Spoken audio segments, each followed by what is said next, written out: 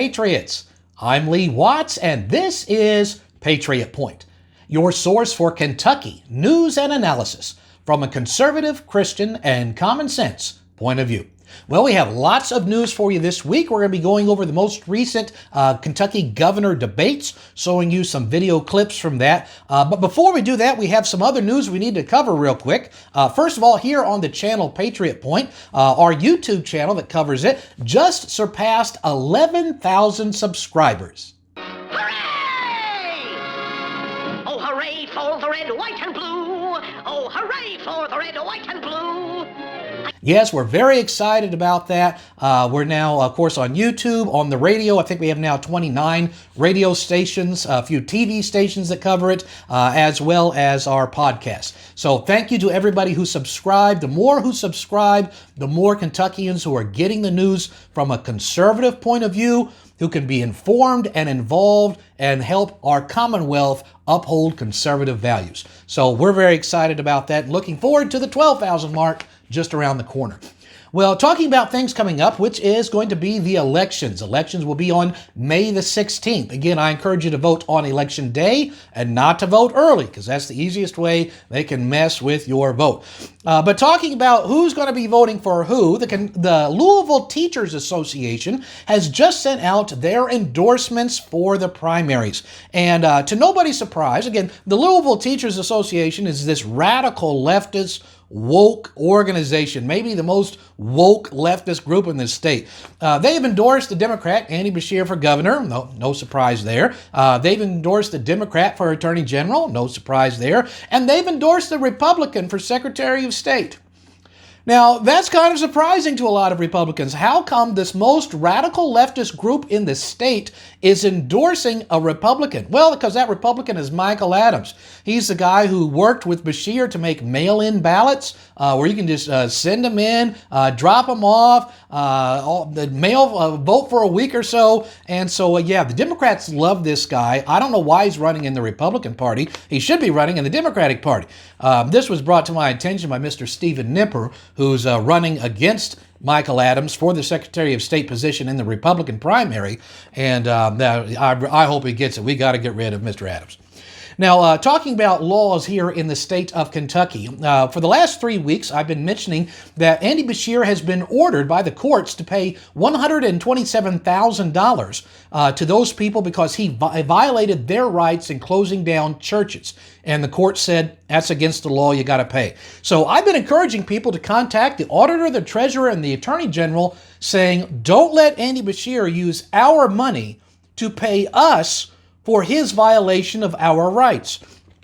Well, the Attorney General's office, again, run by Daniel Cameron, who's running for governor, he says, no, we're going to let Andy use your money to pay you. And he quoted two different laws for the reason for that. Here, I'm putting them on the screen for you so you can read them. These are these two laws in their entirety. It is KRS 41.120 and 41.130. If you'd like to freeze the screen and read this, what you're going to notice is this has absolutely nothing to do whatsoever saying that the state of Kentucky has to pay for a governor's fines.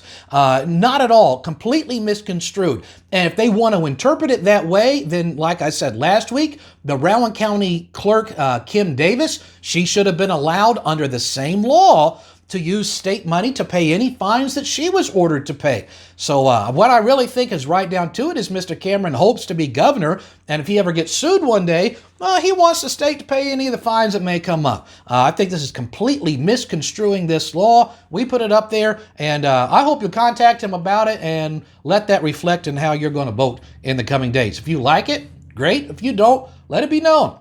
Well, what we do now is we want to look at the most recent gubernatorial debate. This is probably the last big debate that's going to take place before the elections here in about a week and a half. This was on KET. I have a link to this debate. It was about an hour and a half long. If you would like to watch it in its entirety, I have the link in the description of this video where you can do that. Watch the whole thing, and we're going to take out some of the key parts that I think are really defining of the different candidates, and I hope that'll be helpful to you. First of all, the first thing I noticed is that a lot of them were playing dodgeball. By that I mean they were asked questions, and they would dodge answering that question any way they possibly could. If you can dodge a wrench, you can dodge a ball. What? One of the questions that was dodged is when the moderator, Ms. Shaw, had asked a question to Attorney General Cameron on if he got elected governor, if he would stay governor, or if he would try to take Mitch McConnell's seat in the Senate, which is expected to come open.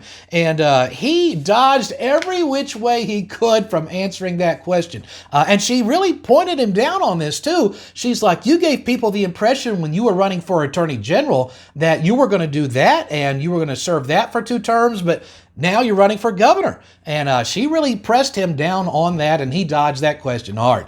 But he's not the only one that was dodging answers to questions. Ms. Shaw, the moderator of the debate, she asked all of the candidates, did they think that Biden actually won the election? Honestly, did he really? Well, there was only one candidate who gave just a clear answer of no, and that was a Mr. Eric Dieters, one of the candidates that night. One guy just came out and gave a clear yes, Biden won the election, and that was Mr. Alan Keck, another one of the candidates. And the rest of them dodged and danced around that thing like crazy. Let me give you the answer that we saw from Mr. Ryan Quarles, one of the candidates. Did President Biden win the election fair and square? I know that Donald Trump won big in Kentucky, and that I think that there's reason to question some of the things that we saw in various cities around the United States. But I'm looking forward to 2023. Yeah, personally, I like a direct yes or no answer. Mr. Dieters and Mr. Keck each gave us a direct answer. Whether you like the answer or not, I can appreciate that these fellas gave us a direct answer. Now, speaking of Mr. Trump winning the election or not, Mr. Dieters has made a very big deal, and he made a big deal of it that night on how he has always consistently been a supporter of President Trump. Notice what he said. I'm the only person who's running for Republican governor who has defended Donald Trump since 2015. I'm the only one that's defended Trump through all of it. Trump's getting subpoenas. He's getting his house searched. He's getting indicted. All these things have been happening to Trump. The impeachment, everything. For 4 years, they've all been silent except me. I have spoken up for Donald Trump from day one. All right, well, here's the problem with this. He says he's constantly been a supporter of President Trump. Well, that's not true. What I'm going to do now is I'm going to show you some different videos where he's not endorsing Trump. In fact, at one point he curses him. I'll be bleeping out that word because I don't want to have anything like that on the program. Again, don't blame me for what he has done. And so here's the videos of him saying that he doesn't like President Trump. I've always said he's not my kind of guy. All Trump cares about is himself. He cares about the country, but he also just cares about himself. He cares about money. That's what he cares about. Trump's not my kind of guy. You know, his lifestyle and everything. There's some more that I want to hit Trump with. You know what? I've kept my mouth shut about this, but it's true. Who pushed the vaccine? Trump. Who didn't stand up to Fauci and the rest of them? When he was president, he could have stood up to Fauci and all of that, but he was scared to. He thought he could be friends with the media by letting Fauci do whatever. He could have fired Fauci, and he didn't. We have Fauci because Trump let him stick around. We have the vaccines and all the mandates because Trump let it happen. I want to say that I've endorsed Ron DeSantis. In Ron DeSantis, you get everything of Trump's policies without all of his. Trump's not my kind of guy. You know. So he gets on there, says that he loves him. He gets on there, says that he doesn't, and he's endorsing somebody else. This is being kind of double-minded here. The Bible says in the book of James, chapter 1, verse number 8, that a double-minded man is unstable in all his ways. And that really goes on with something else that we saw here in the debate that night. He said that he's given out his phone number to the public. He's going to do that as governor. Here's where he says that. Listen. Kelly, I give out my personal cell phone number to every Kentuckian and have answered probably 1 million questions. Do you give out your personal cell phone number to every Kentuckian so they can call you? You know what, Mr. Dieters, let's stick to the issues if we can. Kentucky issues. Yeah. All right, now let's think about this here. This guy's given this idea. He's going to give out his phone number to everybody if he's the governor. Kentucky is a state of 4.5 million people. If you think for half a second that you're going to give out your phone number and handle the problems of Kentucky, 4.5 million Kentuckians as governor, that's somebody who's unstable. That is a completely inane type of idea to put out there. The moderator brought up a few other problems that Mr. Deters has had, and some people gave her a hard time for doing this. I will defend Ms. Shaw in this action here, because don't blame her for somebody else's record. And she brought up some of his record, and let me show you what she shows. In June 17th, 2021, an opinion and order issued by the Kentucky Supreme Court in the case of Eric Charles Deters versus the Kentucky Bar Association sided with the KBA in determining that you do not possess the requisite character, fitness, and moral qualification to practice law. The opinion conclusion states, quote, Deters' practice of law is not governed by constitution, rule of law, or procedure. It is anarchy. Again, several people have attacked Ms. Shaw, the moderator here, for doing this. I will defend her in this specific action. Do not blame her for showing the record of somebody else. But she wasn't only showing the record for Mr. Deters. No, she was kind of fair, and she showed it on other people as well, including some very damaging things about one of the other candidates, a Miss Kelly Craft. Notice the record that she said on her. Apparently, there was some reporting last week that the biggest source of funding for the Commonwealth PAC, a group that's supporting your campaign, is your husband, Joe Craft, who gave the group $1.5 million. The head of the Kentucky Registry of Election Finance said, quote, it certainly raises concerns about potential coordination between your campaign and the PAC, which is a violation of state law. Your response? That is absolutely not true. Did you know about the contributions? I did not. No, I was not aware of my husband's contributions. I want everybody to think about this here. Your own spouse has donated $1.5 million to your campaign. And you want to say, we never talked about that. I didn't know about that. Here's what I think about that. The whole thing is highly suspect.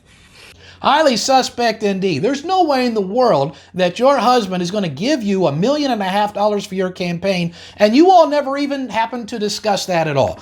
So this is a big problem. And it's not the only problem that's come up for Ms. Craft. One of the other problems is she's being sued by one of the other candidates, Mr. Deters. He has filed a lawsuit saying that Mrs. Craft does not fit the requirements constitutionally to actually run for governor of Kentucky. And here, I'll let him show you in the video his case for saying she's not eligible. And it's my opinion that, based upon the public record, that Kelly Craft has not lived in the state of Kentucky for a consecutive period of time of 6 years under the state constitution. She may or may not have created a legal domicile, but that's not it. My roadmap is the Hunter Bates case. The Hunter Bates case, he got removed by an Oldham County Circuit judge. He was working in Washington, D.C. all the time, claimed to be an Oldham County, Kentucky citizen. It's my belief that she is not a resident of Kentucky, that she actually lives in Tulsa, Oklahoma. So let's have her and the lawsuit lays it all out. And so what do you want to have accomplished from the lawsuit? What's your end goal with this? Well, what the lawsuit says, an injunctive relief to where a circuit judge says she's not qualified by residency to run for governor of Kentucky. Now, here's something very interesting. If Ms. Craft happens to win the primary here on the 16th, and then after that, at some point, Mr. Deters' lawsuit is successful, then she will be disqualified to be a gubernatorial candidate, which means the Republicans wouldn't have a candidate. So this is uncharted territory. Anything could happen. So stay tuned. We'll be watching this lawsuit very carefully. If she doesn't win the primary, it won't matter. But if she does, it is going to matter a great deal. And I bet that Andy Beshear would probably join Mr. Deters in this lawsuit because he'd love to get rid of the Republican candidate and really just win by default. However, Mrs. Craft also was on the attack this night, and she was bringing up some of the records of some of the other candidates. Actually, that's incorrect. She was bringing the records of one candidate. She was just attacking Mr. Cameron over and over and over again. So these are some of the accusations that she lambasted the Attorney General with that night. Let's talk about the Attorney General appreciating Merrick Garland coming into Louisville, this woke DOJ, allowing Merrick Garland by saying, I appreciate him being here. I appreciate the fact that he's going to now oversee the Louisville Metro Police Department. What does that say about backing the blue? Thank you. Let's talk about money for a minute. Our Attorney General, as we've all seen in the press and we've all read, is currently under ethics investigation.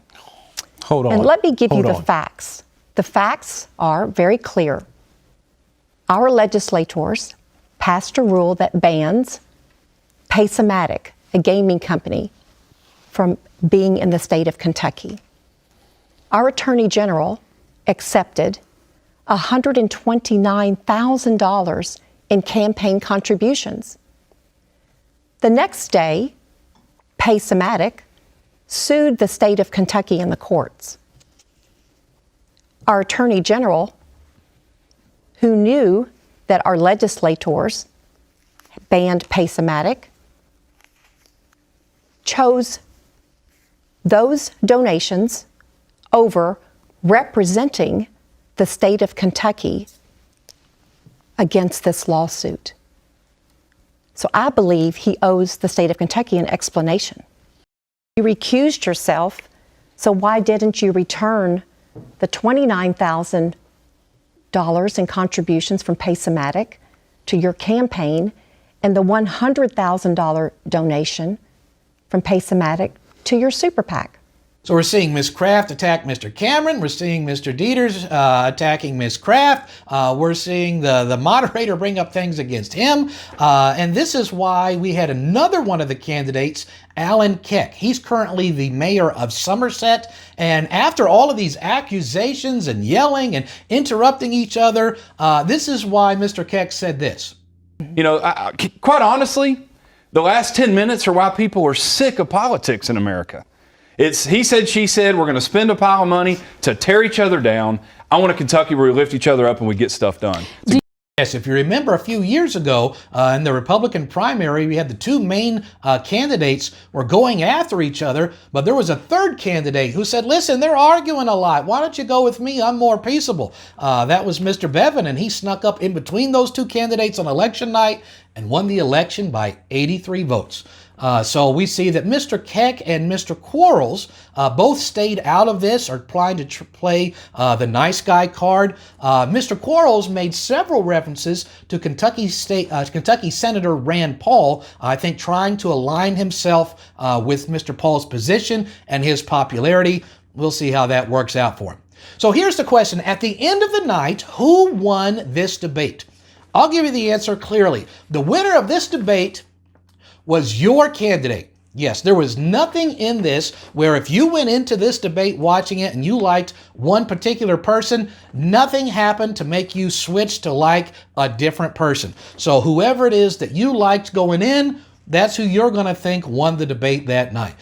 So if you'd like to watch it again, I have the link in the description of this video, and I'll encourage you to watch it in its entirety, and I hope it'll make you help you when you make your decision to vote on May the 16th.